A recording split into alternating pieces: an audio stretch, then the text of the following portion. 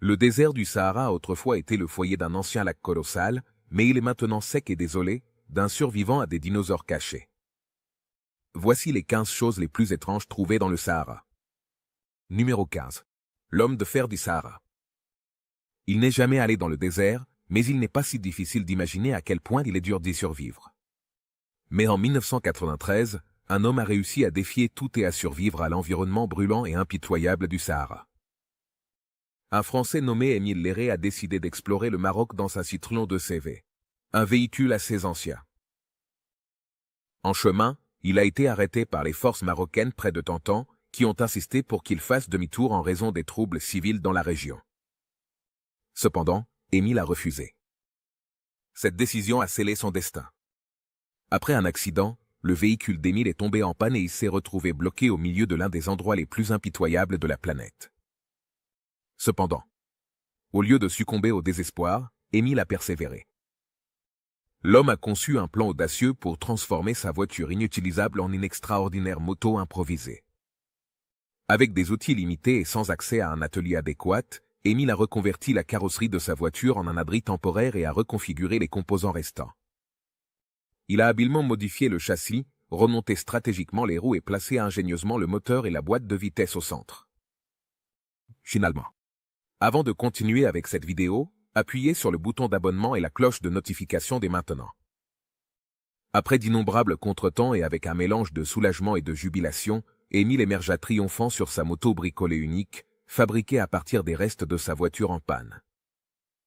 Miraculeusement, Émile a réussi à créer une moto à partir d'une voiture délabrée, à traverser le Sahara. C'est quelque chose que peu de gens pourraient accomplir. Numéro 14. Forteresse perdue.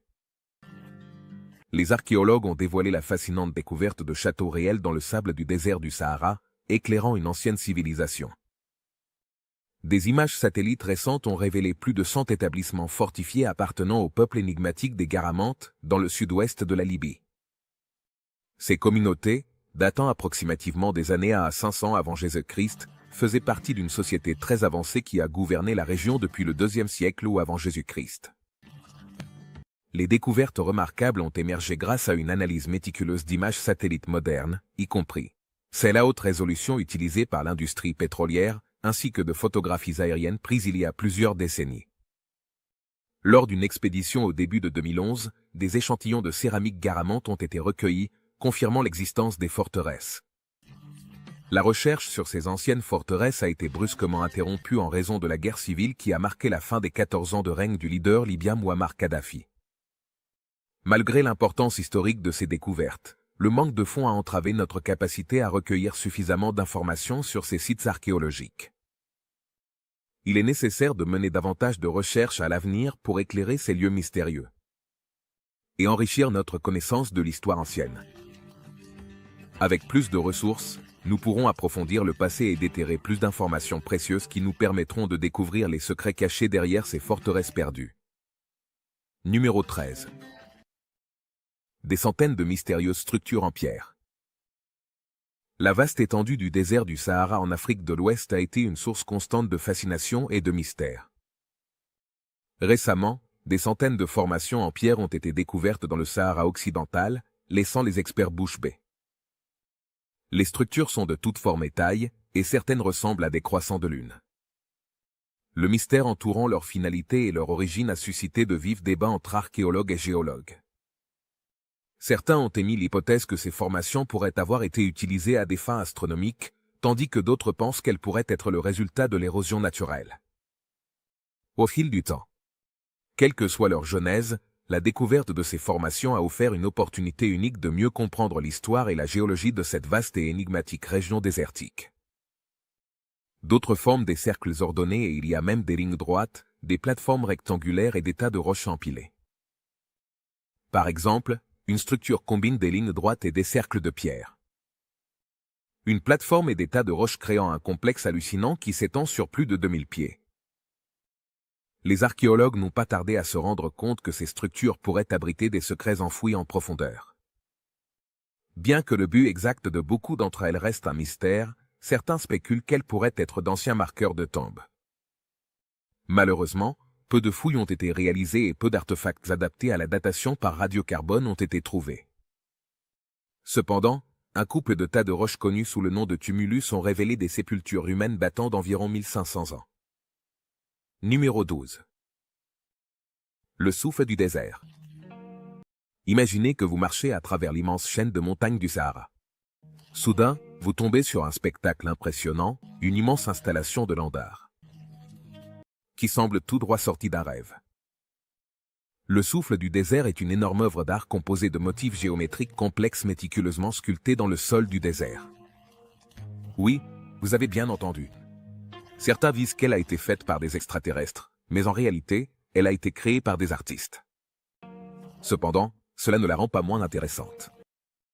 Vous voyez, ce n'est pas seulement une œuvre d'art statique. Cette œuvre d'art énigmatique est conçue pour changer et évoluer avec le temps. Au fur et à mesure que les vents balaient le désert, les motifs changent et se transforment, créant un kaléidoscope toujours changeant de forme et d'ombre. Mais, qui est derrière cette installation désertique? Desert Breeze a été créé par l'équipe DSTR, un groupe collaboratif d'artistes et d'architectes très talentueux. Ils cherchaient à fusionner l'art, la nature et le paysage désertique en quelque chose que les gens pourraient apprécier. Et ils y sont parvenus. Cependant, sa signification reste enveloppée de mystère. Certains spéculent qu'elle représente le cycle de la vie, la naissance et la renaissance, un rappel visuel de l'éternel va-et-vient, de l'existence. D'autres y voient une métaphore de notre relation avec le désert, un rappel de notre connexion avec la nature et les paysages en perpétuel changement qui façonnent notre monde. Numéro 11. Météorite. Les scientifiques ont découvert une roche spatiale dans le désert du Sahara, un ancien météorite qui contient la roche volcanique la plus ancienne jamais trouvée.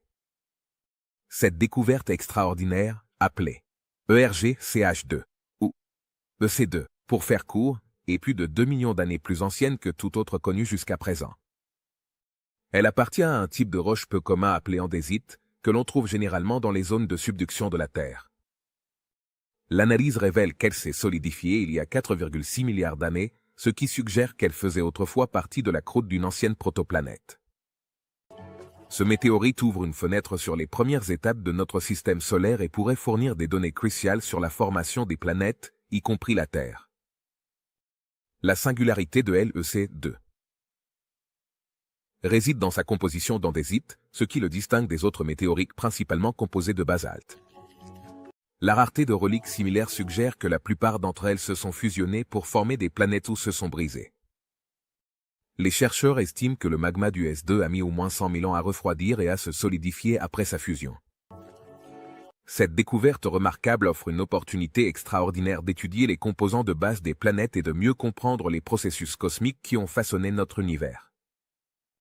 Numéro 10. Le dieu de la mort. Oued Aritan. C'est un site extraordinaire classé au patrimoine mondial de l'UNESCO, dans les déserts occidentaux de l'Égypte. Ce site est célèbre pour ses remarquables découvertes de fossiles, en particulier les anciens squelettes de baleines qui ont été conservés dans son sol sablonneux. Il y a 40 millions d'années, le Sahara n'était pas le puissant territoire qu'il est aujourd'hui. À cette époque, ce n'était qu'une vaste mer qui recouvrait ce qui est aujourd'hui le paysage désertique aride. Dans cet ancien océan, les baleines nageaient librement, leur forme majestueuse glissant dans l'eau. Au fil de millions d'années, lorsque la mer s'est retirée et que la terre a émergé, ces magnifiques créatures ont trouvé leur destin et se sont enfoncées jusqu'au fond, restant enterrées dans des couches de sédiments. Avance rapide jusqu'à aujourd'hui, où ces secrets préhistoriques ont été déterrés à Wadi al-Atan. Ce site est l'endroit où les archéologues ont découvert le fossile du dieu de la mort, un fossile d'une baleine préhistorique, qui errait autrefois sur la Terre, il y a environ 43 millions d'années. Mais il ne s'agit pas d'une baleine ordinaire. Cette ancienne créature, autrefois appelée Piamocidus anubi, en l'honneur d'Anubi, le dieu égyptien de la mort, était incroyablement différente des baleines que nous voyons aujourd'hui. Elle avait 4 pattes et des dents aiguisées comme des lames. Imaginez une baleine amphibie de 3 mètres de long avec une mâchoire qui ferait honte à un rapace. Avec ses caractéristiques impressionnantes, le Biomacetus anubi affichait un style d'alimentation unique qui rappelait celui de ses ancêtres rapaces. Imaginez une grande créature, semblable à un chien, armée d'une puissante mâchoire et de dents aiguisées comme des lames. Cette baleine avait aussi des pattes palmées, ce qui lui permettait de poursuivre ses proies sur terre et en mer. Numéro 9. Avion de la Seconde Guerre mondiale. Des décennies se sont écoulées depuis la fin de la guerre en Afrique du Nord, mais une découverte récente dans le désert impitoyable égyptien a éveillé l'intérêt des historiens et des médias. C'est un instantané des derniers moments d'un pilote. En mai 2012, un travailleur d'une compagnie pétrolière polonaise est tombé sur les restes d'un chasseur Curtiss P-40 Kitty Hawk. Cet avion robuste de construction américaine a probablement servi dans la Royal Air Force dans le cadre de l'aide américaine aux Lanlis en soutien à la campagne d'Afrique du Nord pendant la Seconde Guerre mondiale. On pense que cet avion en particulier a été perdu le 28 juin 1942, lorsque son pilote, le sergent de vol Denny Copping, a été contraint de faire un atterrissage d'urgence dans le Sahara. Cet accident est l'une des innombrables histoires tragiques de la Seconde Guerre mondiale. Au printemps et en été 1942, l'armée Panzer d'Afrique du maréchal allemand Erwin Rommel a poussé sans relâche les forces britanniques et du Commonwealth du VIE armé, à travers des kilomètres de territoire jusqu'à la frontière égyptienne. L'impact a causé des dommages à l'avion, avec l'hélice et le nez arrachés, et le train d'atterrissage effondré. Étonnamment, la cabine a révélé des dommages intérieurs minimes. Avec les instruments intacts et une structure solidement construite, il est probable que Copping ait survécu quelque temps. Cette croyance est soutenue par la vision d'un parachute étendu qui lui fournissait de l'ombre, ce qui indique qu'il est resté initialement près de l'avion, cherchant refuge contre le soleil saharien brûlant. Malheureusement, Copping a succombé à l'environnement hostile du désert, mettant fin à son histoire de manière tragique. Numéro 8. Le Spinosaure. Les chercheurs ont fait une découverte stupéfiante concernant le seul Spinosaurus. Une équipe d'archéologues a déterré le chiffre de 1200 dents de dinosaures. Et laissez-moi vous dire que cela fait beaucoup de dents. Mais, pourquoi cette queue dentée est-elle si significative?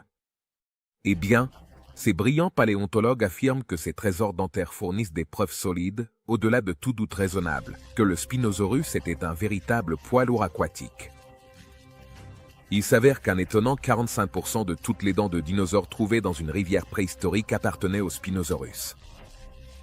Pouvez-vous imaginer tomber sur une cachette aussi incroyable de dents de dinosaures? La plupart des fossiles de dents de dinosaures ont été découverts au Maroc, où le désert du Sahara abritait un puissant fleuve ancien il y a 100 millions d'années. Oui, vous avez bien entendu. Le Sahara n'a pas toujours été un vaste désert de sable. Autrefois, il abritait un fleuve impétueux qui servait de terrain de chasse au Spinosaurus. Ces découvertes dentaires ont révolutionné notre compréhension de ce colossal prédateur. Les preuves suggèrent que ce mauvais garçon, qui mesurait environ 15 mètres de long et pesait la bagatelle de 6 tonnes, ne rôdait pas sur la terre à la recherche de son prochain repas. C'était une bête qui aimait l'eau et les rivières. Un dinosaure principalement aquatique, ce qui en fait la bête fluviale par excellence. Pouvez-vous imaginer le Spinosaurus nageant majestueusement dans les eaux anciennes, avec sa nageoire en forme de voile glissant sans effort? Et avec cette découverte, nous avons dévoilé une autre pièce du puzzle préhistorique. Numéro 7. Le squelette de Gobro. Au cœur du désert du Sahara, une découverte étonnante attend un vaste cimetière qui abrite les restes de nos anciens prédécesseurs, dirigé par le légendaire chasseur de dinosaures Paul Sereno. Une équipe de scientifiques courageux est tombée sur cette découverte extraordinaire en cherchant des os de dinosaures. Dévoilés devant leurs yeux, il y avait 200 tombes remontant à 10 000 ans et offrant une vision captivante du passé, lorsque le désert de Tenerife fleurissait. Avec des lacs luxuriants et des perches colossales de 2 mètres de long, ce cimetière monumental, le plus grand du Sahara, dévoile l'histoire captivante et les récits jamais racontés des peuples qui prospéraient autrefois dans cette étendue, maintenant aride. En approfondissant cette expédition captivante, l'équipe de Sereno a examiné méticuleusement les restes osseux découverts à l'intérieur des tombes. Cependant, ce ne sont pas seulement des os qui ont été découverts. Des fragments de céramique, des hameçons, des outils en pierre et des harpons élaborés de manière complexe avec des os d'animaux ont également été déterrés, fournissant des données précieuses sur les cultures prospères qui habitaient autrefois cette région. Parmi elles se trouvait les Kifio, un peuple grand et robuste, qui a prospéré il y a entre 10 000 et 8 000 ans, jusqu'à ce qu'une sécheresse de 1000 ans rende la terre stérile. Mais les merveilles de la nature ne se sont pas arrêtées là. Un processus de reverdissement s'est produit, permettant aux Ténariens, un groupe plus petit qui se distingue par ses motifs uniques de céramique, de prospérer jusqu'à il y a environ 5000 ans. Ces tombes ne fournissent pas seulement un aperçu de la vie de nos ancêtres, mais elles sont aussi un témoignage du pouvoir étonnant de la nature toujours changeante de notre planète. Numéro 6. Machimosaure Rex. Dans le paysage illimité du Sahara, une découverte remarquable a bouleversé la communauté scientifique. Un gigantesque crocodile ancien comme on n'en avait jamais vu auparavant. Des paléontologues en quête en Tunisie ont découvert les restes de cette créature colossale qui habite la mer, réécrivant les livres d'histoire. Machimosaurus rex, le crocodile préhistorique, est une bête absolue avec une longueur de plus de 9 mètres et un poids de pas moins de 3 tonnes. Des experts de l'université de Bologne ont comparé sa taille à celle d'un bus, soulignant sa domination au sommet de la chaîne alimentaire. Cette créature préhistorique était redoutée par beaucoup et on pense qu'elle avait une morsure puissante capable de broyer les os avec facilité. Sa taille énorme lui permettait de se nourrir d'une grande variété d'animaux, y compris d'autres grands prédateurs comme les dinosaures. Malgré son apparence intimidante, le Machimosaurus rex n'est qu'une des nombreuses créatures fascinantes qui parcouraient la Terre il y a des millions d'années. À travers l'étude d'animaux préhistoriques comme celui-ci, nous pouvons mieux comprendre le monde qui existait avant les humains et apprécier l'incroyable diversité de vie qui a existé sur notre planète.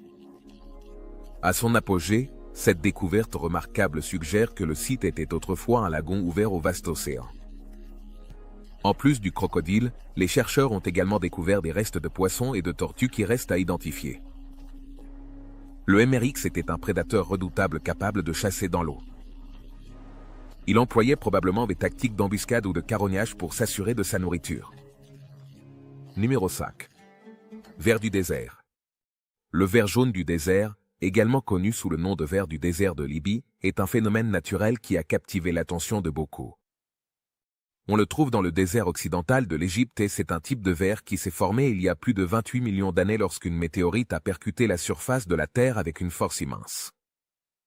Le ver est composé de dioxyde de silicium et d'autres minéraux, et sa couleur et texture unique en font un spectacle populaire, tant pour les touristes que pour les chercheurs. Le ver a fait l'objet de nombreuses études, et les scientifiques l'ont utilisé pour mieux comprendre la formation de notre système solaire et l'histoire de notre planète. On pense également qu'il a été utilisé dans l'Antiquité pour fabriquer des bijoux et d'autres objets décoratifs. Dans l'ensemble, le ver jaune du désert est une merveille naturelle fascinante qui continue d'intriguer et d'inspirer des personnes du monde entier. Ce qui rend le ver jaune du désert vraiment intrigant, c'est sa couleur vibrante et ses propriétés uniques. Il a une teinte jaune ou dorée distinctive, semblable à des fragments de lumière solaire capturés dans le verre. Ce matériau rare, semblable à une gemme, a captivé les scientifiques et les amateurs. L'origine du ver jaune du désert remonte à l'impact d'une météorite qui s'est produite à proximité de ce qui est aujourd'hui la frontière égypto-libyenne. La chaleur intense et la pression générée par l'impact de la météorite ont fait fondre et fusionner le sable environnant, formant la substance vitreuse que nous connaissons aujourd'hui. Numéro 4. L'or du désert. La Mauritanie est une nation d'Afrique de l'Ouest enclavée entre d'interminables dunes du désert. Malgré son apparence aride, ce pays cache un trésor sous ses sables dorés, l'or lui-même. Ce métal précieux a été l'objet d'exploration et d'extraction par des aventuriers intrépides qui ont défié des températures brûlantes et des dunes mouvantes dans les régions désertiques reculées. À mesure que des gisements massifs d'or sont découverts, tant les habitants que les mineurs internationaux sont attirés par cette frontière dorée en quête de richesse et d'opportunités. Mais l'attrait de l'or de Mauritanie ne se limite pas seulement à son potentiel économique. Il y a aussi des histoires captivantes tissées au fil de l'histoire, ce qui rend la quête de l'or encore plus intéressante. En résumé, la Mauritanie est un lieu fascinant qui offre bien plus que ce que l'on voit à première vue. L'or a été un métal précieux pendant des siècles, depuis les anciennes civilisations d'Égypte et de Rome, jusqu'à la ruée vers l'or de nos jours. La quête de cette ressource précieuse a laissé un impact durable sur les paysages et a façonné la narration des pays. Le désir d'obtenir de l'or a stimulé l'exploration, la colonisation et le commerce, conduisant à la découverte de nouvelles terres et à la création de puissants empires. Même aujourd'hui, la demande d'or continue d'influencer les économies mondiales et les politiques, ce qui en fait une marchandise véritablement intemporelle. Par conséquent, On peut affirmer avec certitude que la quête de l'or a joué un rôle important dans la configuration du monde dans lequel nous vivons aujourd'hui. Numéro 3. Les bibliothèques perdues. Chinguetti, une captivante ville ancienne de Mauritanie, se trouve dans une bataille précaire contre le désert saharien qui l'envahit. Cette belle ville, nichée en Afrique de l'Est, risque non seulement d'être ensevelie sous les sables, mais elle fait également face à la perte imminente de son trésor inestimable. Les 13 bibliothèques qu'elle abrite fièrement. Dans ces bibliothèques repose une grande quantité de manuscrits, certains datant du XIIe siècle, couvrant divers sujets, de la loi islamique à la poésie et aux mathématiques. Chinguetti, qui était autrefois un terrain stérile, s'est transformé en un centre animé de pèlerins islamiques, se dirigeant vers la Mecque. Le flux constant de dévots a stimulé la construction d'une importante mosquée en pierre et la création de petites bibliothèques, pour abriter l'assortiment croissant de textes religieux qui s'accumulaient. Reconnaissant son importance historique, l'UNESCO a honoré Chinguetti et l'ancien établissement voisin avec le statut de patrimoine mondial. Des efforts dévoués sont maintenant en cours pour sauver la ville et ses précieuses bibliothèques de l'abandon, les préservant pour l'appréciation des générations futures. Préserver ces précieux documents n'est pas une tâche facile. Le défi de sauvegarder des manuscrits qui ont résisté à l'épreuve du temps pendant des siècles est aussi monumental que le désert qui entoure Chinguetti. Chaque manuscrit est un aperçu de la riche histoire et des connaissances de cette autrefois prospère étape de la route commerciale transsaharienne. Sans action, ces bibliothèques du désert auraient pu disparaître à jamais. Numéro 2. Rivière perdue. Dans l'Antiquité du Sahara, la rivière Tamanrasset n'était pas une rivière ordinaire. C'était un véritable sauveur au milieu du vaste désert. Cette majestueuse rivière serpentait à travers les dunes arides, offrant une précieuse oasis au milieu d'un paysage impitoyable. On peut imaginer l'image surréaliste d'une rivière traversant l'étendue sablonneuse, offrant un sanctuaire pour les êtres humains et la faune. Cependant, il nous reste beaucoup à découvrir sur cette rivière perdue. Les origines et le destin de la rivière Tamanrasset restent incertains et insaisissables. On pense que cette rivière extraordinaire tirait ses eaux de réservoirs aquifères souterrains cachés sous la surface du désert. Ces aquifères, alimentés par d'anciennes pluies et la fonte des neiges des montagnes lointaines, ont insufflé au fleuve sa force vitale, assurant sa survie pendant d'innombrables siècles. Cependant, avec le temps, les changements climatiques ont fait des ravages, provoquant le déclin progressif de l'autrefois puissant fleuve Tuman-Rosay. Le sable mouvant a englouti son cours, ne laissant derrière lui rien d'autre que les fossiles des créatures qui ont autrefois profité de ses bienfaits. Cependant, imperturbables face au passage du temps, des explorateurs, scientifiques et archéologues passionnés continuent d'étudier ce fleuve perdu et tentent de dévoiler ses secrets. Armés de textes anciens, scrutant des images satellites et s'aventurant dans le désert impitoyable, ils se sont lancés dans une mission pour redécouvrir les vestiges du fleuve Tamanrasset, reconstituant le puzzle de son existence ancienne. Numéro 1. Peinture rupestre de Guy Queville. Dans les profondeurs de l'immense et escarpée étendue du désert du Sahara, se trouve un joyau caché d'art ancien et de mystère, la grotte des nageurs. Cette grotte énigmatique, située sur le plateau de Guy-Queville, à la frontière entre l'Égypte et la Libye, a captivé l'imagination des aventuriers et des historiens. Embarquons-nous dans un voyage pour percer les secrets de cet endroit extraordinaire. La grotte des nageurs doit son nom aux captivantes peintures rupestres qui ornent ses murs. Ces remarquables œuvres d'art représentent des figures humaines nageant dans ce qui semble être un lac. Oui, vous avez bien entendu, nageant dans le désert. Maintenant, voici la partie intrigante. Les peintures datent de milliers d'années, d'une époque où le Sahara était un paysage complètement différent. Ces anciennes œuvres d'art ont déconcerté les chercheurs pendant des décennies, les laissant avec plus de questions que de réponses. Comment était-il possible qu'un désert stérile ait autrefois été rempli d'eau? Qui étaient ces nageurs et quel message essayaient-ils de transmettre à travers leur art? Les peintures, dont l'ancienneté est estimée à environ 8000 ans, offrent un aperçu d'une époque oubliée. Elles démontrent que le désert saharien était autrefois une région luxuriante et verte parsemée de lacs et de rivières. C'est un rappel brutal de la nature toujours changeante du climat de notre planète. Laquelle de ces découvertes vous a le plus intrigué? Faites-le moi savoir dans les commentaires ci-dessous. De plus, Jetez un œil aux autres choses intéressantes qui apparaissent à l'écran en ce moment et on se retrouve dans la prochaine vidéo.